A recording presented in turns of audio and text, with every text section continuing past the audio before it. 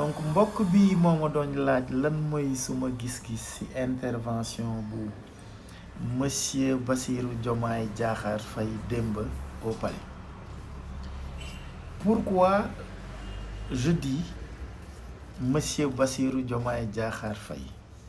Parce que tout simplement, hier, ce n'était point son Excellence ou le président de la République du Sénégal qui s'adressait aux Sénégalais. Non, pas du tout.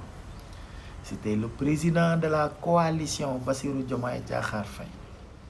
Le militant, c'est lui qui le dit, qui reste toujours militant du parti politique PASTEF, qui s'adressait aux militants de PASTEF. Plus précisément aux cadres de PASTEF qui définissent la politique du parti. Je reprends. Hier, ce n'était point le président de la République du Sénégal qui s'adressait aux Sénégalais, mais c'était le militant de PASTEF, il se dit toujours militant, qui s'adressait à ses camarades de parti, plus précisément aux cadres de PASTEF qui définissent la politique en réalité du parti ou la ligne politique du parti. Et du Bassirou Diomaye Diakhar Faye leur dit ceci. Ousmane Sonko est un problème. Ousmane Sonko vous mène droit au gouffre. Ousmane Sonko vous mène tout droit à l'échec du projet PASTEF. Parce que tout simplement, le projet PASTEF, je suis la meilleure personne qui puisse l'incarner en réalité. Et il leur dit, attention à ne pas personnifier le projet. D'ailleurs, sur ce terme, je ne suis pas d'accord avec lui. Moi, je pense qu'il devait parler de personnalisation parce que la personnification renvoie à autre chose. Mais bon, on a compris ce que M. Bassirou Diomaye Diakhar Faye a voulu dire. Mais d'une manière simple pour se comprendre. Hier, M. Bassirou Diomaye Diakhar Faye déjà ne devait pas tenir cet entretien au palais. Parce que au palais, en réalité, c'est le président de la République qui doit y tenir des entretiens avec des journalistes. Cet entretien devait se tenir au siège de la coalition Bassirou Diomaye Diakhar Faye. Première chose. Deuxième chose, vu que c'était une intervention purement politique, toutes les autres questions étaient juste des questions subsidiaires, voire accessoires.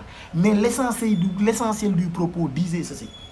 Vous, cadres de PASTEF, qui définissez la politique du parti, détournez-vous de Ousmane Sonko à mon profit parce que Ousmane Sonko est en train de pervertir et de dénaturer le projet à son profit en le personnifiant en réalité, pour reprendre son terme, tout en étant d'accord avec lui, parce que moi je pense qu'il devait utiliser le terme personnalisation.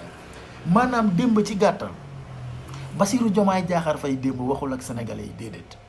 Jàpp naa ne démb entretien bi waroo ko woon def sa palais parce que palais place su président la. Démb Bassirou Diomaye Diakhar Faye boo gisee ma ne Bassirou Diomaye Diakhar Faye parce que démb du son excellence moo wax. Démb du président de la république moo wax déedéet. Démb président wu coalition Bassirou Diomaye Diakhar Faye moo wax. Démb militant bii wax ne moom mi ngi bokk Pastef ba tey mu tudd Bassirou Diomaye Diakhar Faye moo wax. Ba pare ñan la doon waxal waxul ak sénégalais yi de. Parce que yeneen question yëpp ñun on avait déjà les réponses.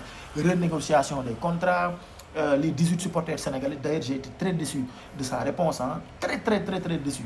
Dafa mel ni suñu rakk yi moom mënu ci dara te loolu daf ma metti, d'accord.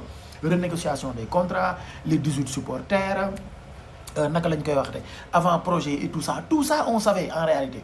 Mais démb militant bee doon wax te da doon wax waa Pastef ne leen surtout yenn cadres yi Ousmane Sonko fu mu leen di jëmee nii baaxul ñëw leen ci man maa yor yoon bu baax bi man maa yor voix bi mu teg ci nag boo xoolee ci wax bi yëpp mi ngi fëgg dënam naan man maanaam propos Diomaye Faye démb yëpp man maa def lii man maa teg lii mouvement bi maa ko teg lii laa def si Pastef bu nekkee Pastef man maa tax lii ak lii tout en disant au cadre de Pastef attention projet Pastef musul nekk affaire u nit mais affaire u mbooloo la affaire u communauté la affaire u ay valeur la waa jii nii du Ousmane Sonko en réalité won leen ko ginaal ñëw ci man parce que man maa gën a incarner en réalité doomu Pastef man maa gën a incarner ay valeur u Pastef donc coow li lu muy bari yëpp démb lii mooy wax ci ba pare ci biir wax ci boo poussé la réflexion Diomaye Diakhar Faye mi ngi jéem a xëcc ay militants Pastef ci lu mu mën ñu ñëw ci moom maanaam mi ngi fexe jéem a tas Pastef d'accord ñee dem ak Sonko moom mu récupérer tout le reste à son profit ba pare bëgg a gëmloo nit ñi ne en réalité Pastef ci tànk yi mu nekkee mësta nekk tànku Pastef